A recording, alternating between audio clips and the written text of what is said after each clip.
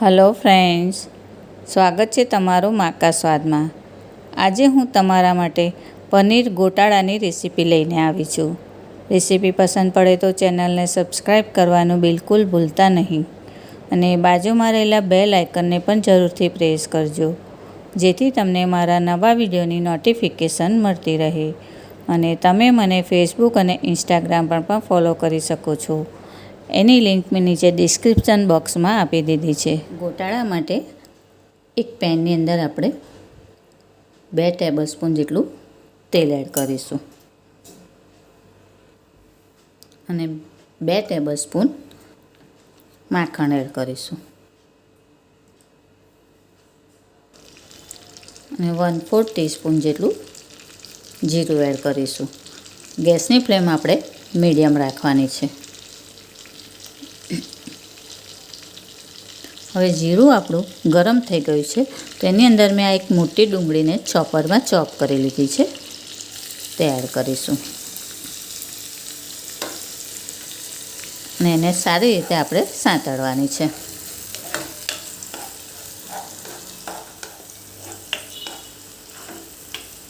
2 minute સંતળાઈ પછી આપણે એની અંદર મેં આ અડધું નંગ કેપ્સિકમને આવી રીતે ઝીણું સમારી લીધું છે, તે એડ કરીશું। એને પણ 2 મિનિટ માટે આપણે સાંતળીશું। હવે 1 ચમચી જેટલી આદુ, મરચાં અને લસણની પેસ્ટ એટલે 1 ટેબલસ્પૂન જેટલી એડ કરીશું અને પછી એક વખત આવી રીતે મિક્સ કરી લેવાની છે।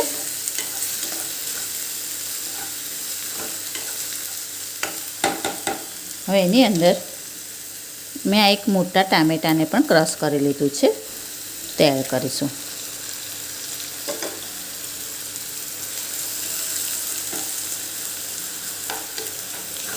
હવે એને પણ આપણે તેલ છૂટું પડે ત્યાં સુધી એને સાંતળવાનું છે।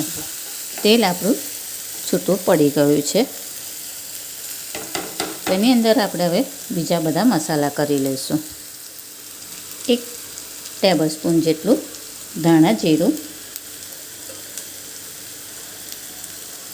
1 ટેબલસ્પૂન લાલ મરચું પાવડર,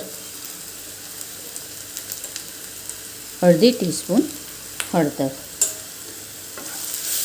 અને એક વખત આપણે મિક્સ કરી લેવાનું છે।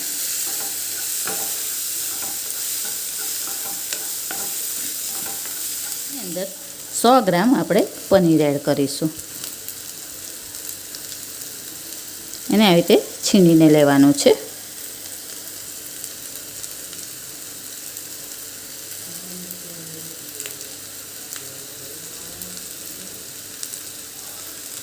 એક વખત આપણે આ બધું સરસ મિક્સ કરી લેવાનું।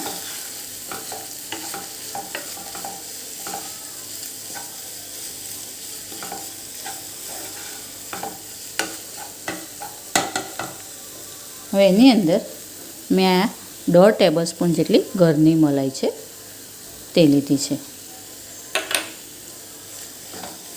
એને પણ આપણે મિક્સ કરી લઈશું।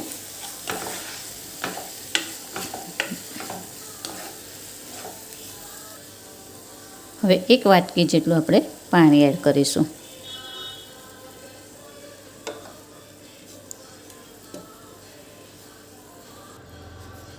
સ્વાદ મુજબ મીઠું અને 1 ટેબલસ્પૂન જેટલી કસૂરી મેથી, એને પણ આવી રીતે આપણે મસળીને એડ કરવાનું છે। આ બધું એક વખત આપણે હવે આવી રીતે મિક્સ કરી લેવાનું।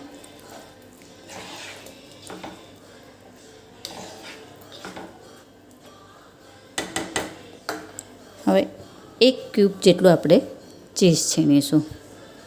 તમને વધારે ભાવતું હોય તો તમે 2 ક્યુબ પણ અંદર લઈ શકો છો।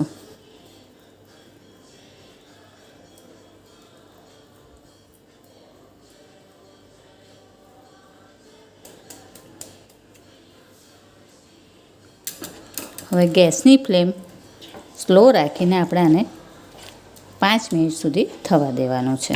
છેલ્લે આપણે 1/4 ટીસ્પૂન જેટલો ગરમ મસાલો અને લીલા ધાણા એડ કરીશું।